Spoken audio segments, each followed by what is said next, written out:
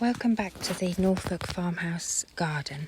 Just taking you to show you my vegetable garden where I've been moving the dahlias today. We've had lots of rain today, and last year I planted these dahlias, and this one has actually produced its first flower, and it's got lots more flower coming on, but the other dahlias that I planted are not doing so well. They're quite small, they've not got any flower on yet, and I've recently moved them today because we've had lots of rain. It seems like an ideal time to move them, and I've moved them next to this one because the soil seems to be better here, and also they're not in competition with as much here, so I'm going to keep them as a sort of concentrated row of dahlias and not let any of the other flowers or the wildflowers grow into them. This year I had them planted over here, and I did let this patch fill up with oxeye daisy, which was spectacular, but unfortunately it wasn't particularly good for the dahlias. So what I'm now doing is I'm digging this patch over. It was also full of bindweed, and I'm digging out the bindweed root. I've dug quite a few bits up already to show you. I'll pop them over here. This is what bindweed root looks like. We were talking yesterday about getting rid of bindweed. Another way of getting rid of bindweed in an area like a vegetable garden, or if you're replanting a border, is to actually dig the roots out. As you can see, there's a lot going on under the soil, and these roots are very spread out really quickly, so you can get lots of bindweed coming up in different areas. When you're digging up bindweed, you need to be careful to try and get most of it up. If you leave a small amount of the bindweed in the ground, like this, then that will grow and you will get more. It'll just keep reproducing.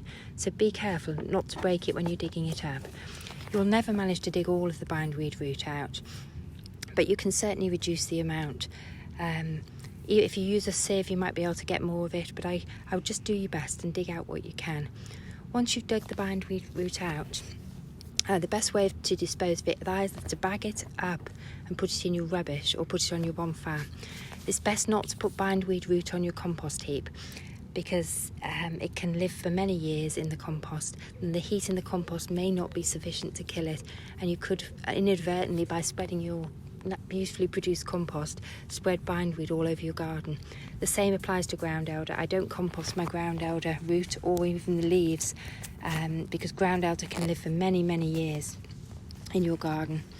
I had the experience of recently of an area of the garden that had black matting on it put down by a previous owner, and we took some of the matting up, and the matting had been put down to suppress weed probably 20-30 years ago, to suppress ground elder and bindweed.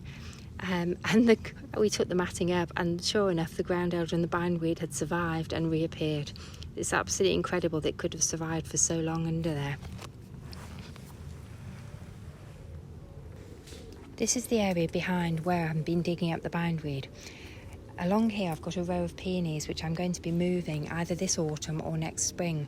When they were planted here they were fine about 10 years ago, but we've also got a row of apple trees with climbing roses in them, and again these were fairly young and they were all put in at a similar time, and of course now the apple trees and the roses have got so big that the peonies aren't getting enough light. They did flower well, but the peonies have been really struggling to get to the light, and they're just not flowered as well as they should have done. So either this autumn or spring I'm going to move these peonies. I haven't decided yet when I'm going to do it, so any comments or any experience you've had moving peonies would be very helpful to know. Should I move them in the spring or should I move them in the autumn?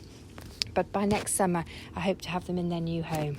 I'm probably going to plant them into this area that I'm digging over now, and I may in fact move the herbs that I've cut back and concentrate them into the herb border over there.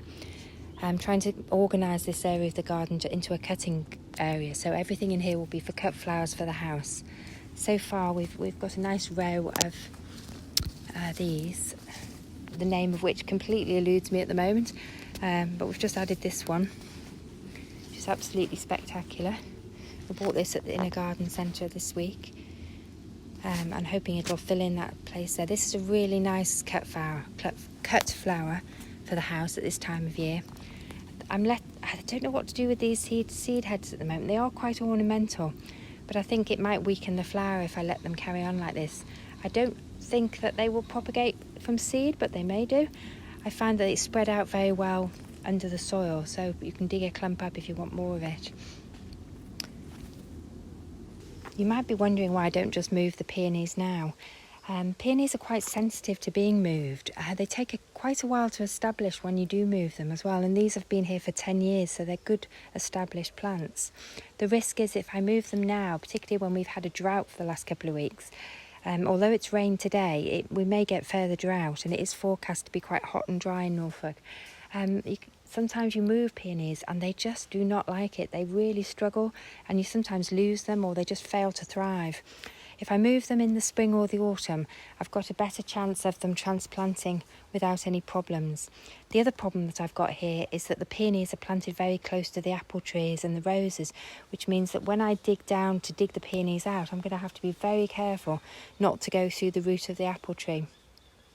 So this is going to be quite an operation. I just hope I can move them successfully. I might just try doing one and see how easy it is, but I'm not going to be doing this for a couple of months.